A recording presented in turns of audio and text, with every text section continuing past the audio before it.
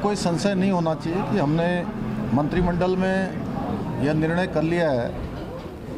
कि हम भारतवर्ष का जो सबसे ज़्यादा कठोर कानून होगा नकल के क्षेत्र में, परीक्षाओं में पर्चा लीक, नकल करवाना,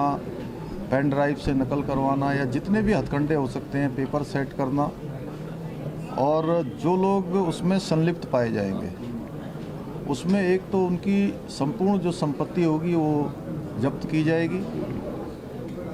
और साथ ही साथ यह प्रावधान भी कर रहे हैं कि जो लोग भी जो अभ्यर्थी के नाते परीक्षा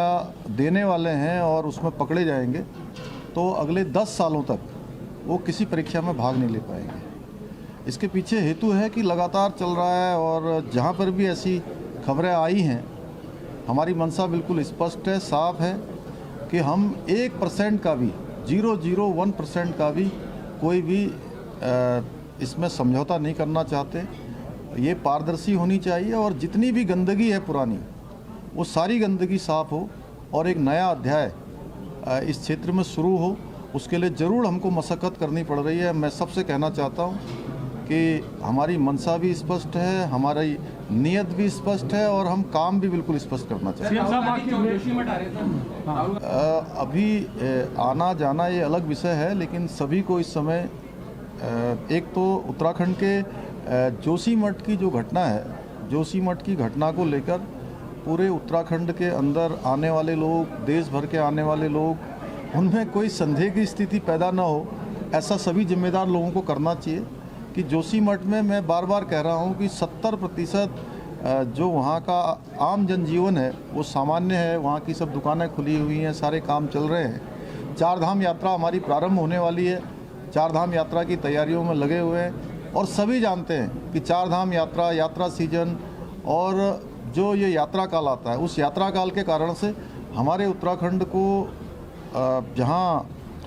लोगों का आतिथ्य करने का सौभाग्य प्राप्त होता है, वहीं आजीविका का भी एक बड़ा साधन है। इस नाते कहीं पर इतनी गड़बड़ नहीं है जितना उसको प्रदर्शित किया गया है। मैं सभी से कहना चाहता हूं कि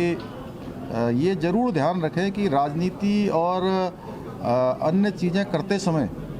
कि कहीं उत्तराखंड के उन लोगों के साथ जिनका काम चलता है,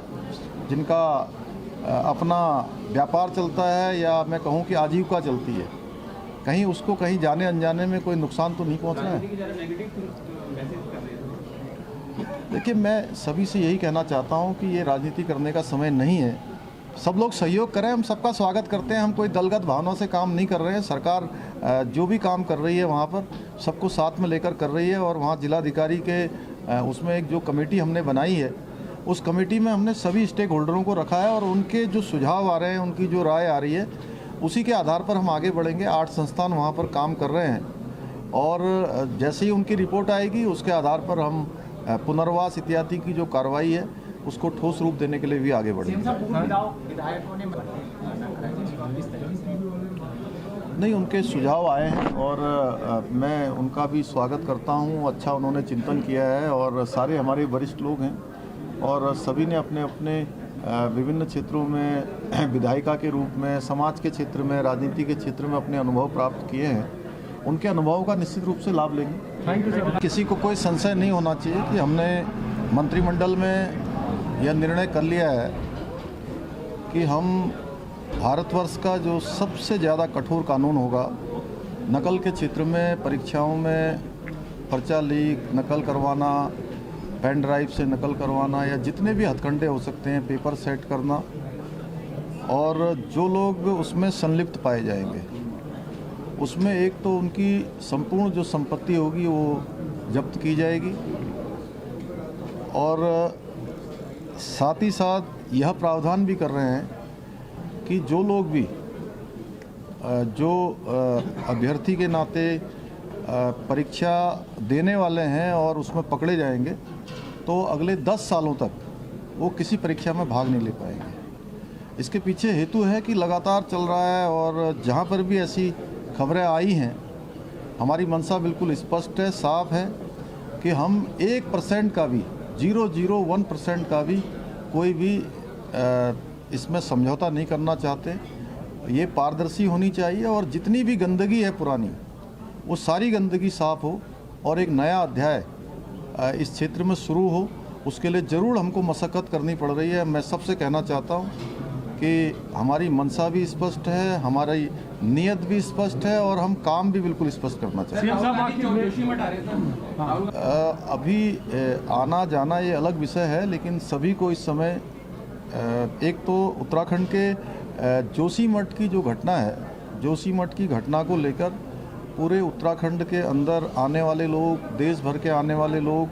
उनमें कोई संदेह की स्थिति पैदा ना हो, ऐसा सभी जिम्मेदार लोगों को करना चाहिए कि जोशीमठ में मैं बार बार कह रहा हूँ कि 70%